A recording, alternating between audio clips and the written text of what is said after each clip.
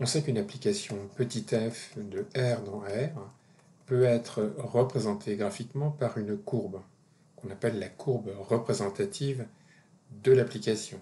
Et on va voir de même que si f est une application de R2 dans R, eh bien on peut la représenter à l'aide d'une surface qu'on pourrait donc qualifier de surface représentative de f. En fin de présentation, on observera une animation exécutée avec le logiciel SageMath montrant une surface représentative. Revoyons brièvement le principe de la courbe représentative d'une application petit f de R dans R. Le plan est rapporté à un système d'axes OX, OY, et donc on a la courbe représentative qu'on voit ici de l'application f de R dans R, donc d'équation y égale f de x. Alors le point important à comprendre, c'est que le départ, ici, en fait, c'est l'axe des abscisses. Et l'arrivée, qu'on voit là, en fait, est représentée par l'axe des ordonnées. Et comment est construite la courbe? Eh bien, on prend un élément A quelconque de l'ensemble de départ, on calcule son image, donc f de A, qui est un nombre réel, et puis le point de la courbe s'obtient comme étant le point de coordonnées petit a f de A. Donc lorsqu'on applique f à tous les éléments de l'ensemble de départ, qui est une ligne, eh bien on obtient une ligne déformée qui est la représentation graphique de f.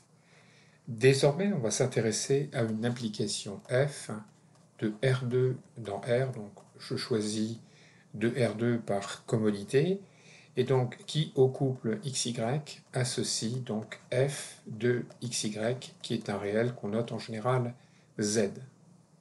Donc l'ensemble de départ c'est R2, l'ensemble d'arrivée c'est R. Alors comment représente-t-on graphiquement une telle application? Alors on représente une telle application dans l'espace R3 à 3 dimensions. On munit cet espace d'un repère OX, OY, OZ. Alors, où voit-on l'ensemble des départs? Eh bien, l'ensemble de départ, on le voit ici en bleu, c'est le plan Z égale 0, d'équation Z égale 0. Donc, c'est l'ensemble de tous les points de l'espace de coordonnées x, y, 0. Il faut voir ça comme une altitude 0, un petit peu comme le niveau de la mer. L'arrivée, quant à elle, c'est l'axe vertical, c'est l'axe des Z. Ensuite, on se donne un point du plan z égale 0, donc par exemple ce point-ci. Ce point, il a deux coordonnées, donc x0 et y0. On calcule f de x0, y0, et donc disons qu'il soit ici, c'est l'image du couple x0, y0.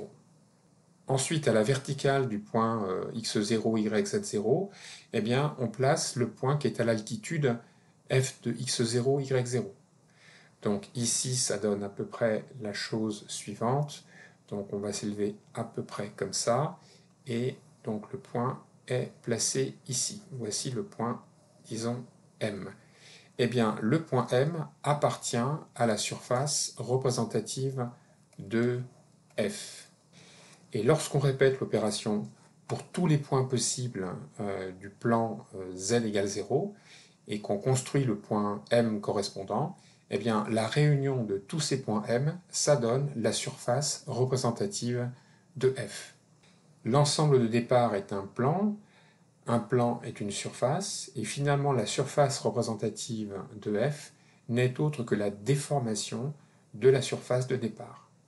Donc pour conclure, la surface représentative de F, eh bien, c'est l'ensemble des points de coordonnées x, y, z appartenant donc à l'espace R3, tel que z soit égal à f de xy. Maintenant, on va regarder sous SageMath une animation montrant une surface représentative de fonctions de R2 dans R. Nous sommes dans une feuille Jupyter Notebook. La cellule contient du code SageMath qui permet de tracer des surfaces, et en particulier des surfaces représentatives de fonctions. Donc je vais exécuter la cellule. Ce qu'on voit d'abord, c'est l'expression de la fonction de variable que l'on va représenter sous forme de surface. Alors, si je regarde le dessin, on voit qu'on a donc effectivement une surface en vert, à la fois donc par-dessous et par-dessus. La zone bleue que l'on voit, ça correspond en fait au plan horizontal. C'est un peu le niveau de la mer, c'est la hauteur z égale 0.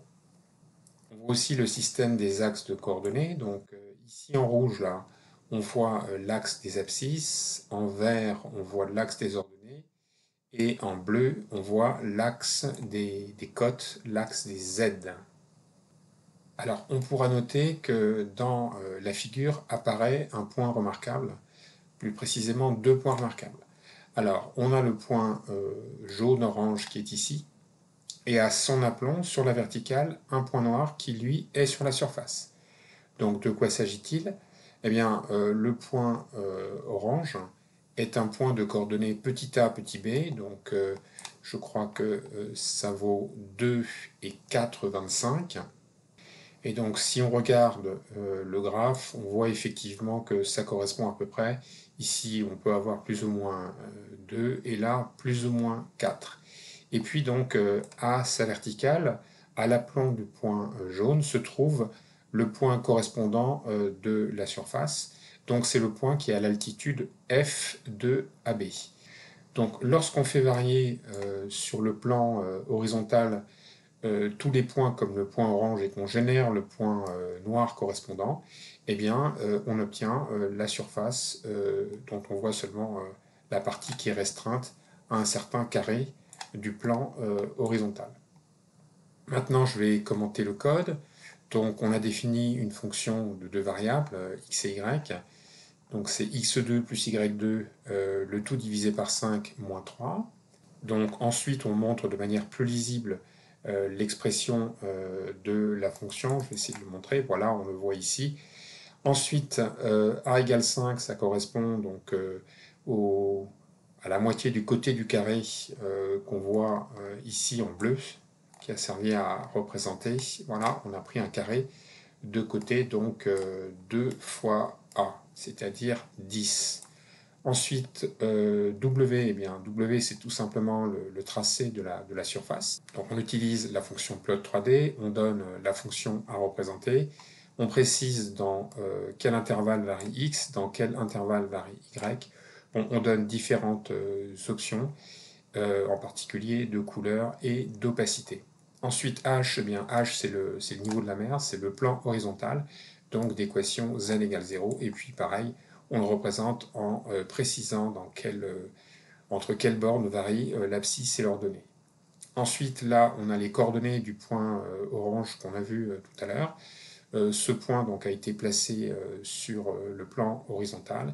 Et ensuite, on a construit le point qui était à l'altitude f de AB et donc à l'aplomb du point qu'on avait placé dans le plan horizontal. Et puis finalement, on affiche tous les éléments de dessin et on montre les axes de coordonnées.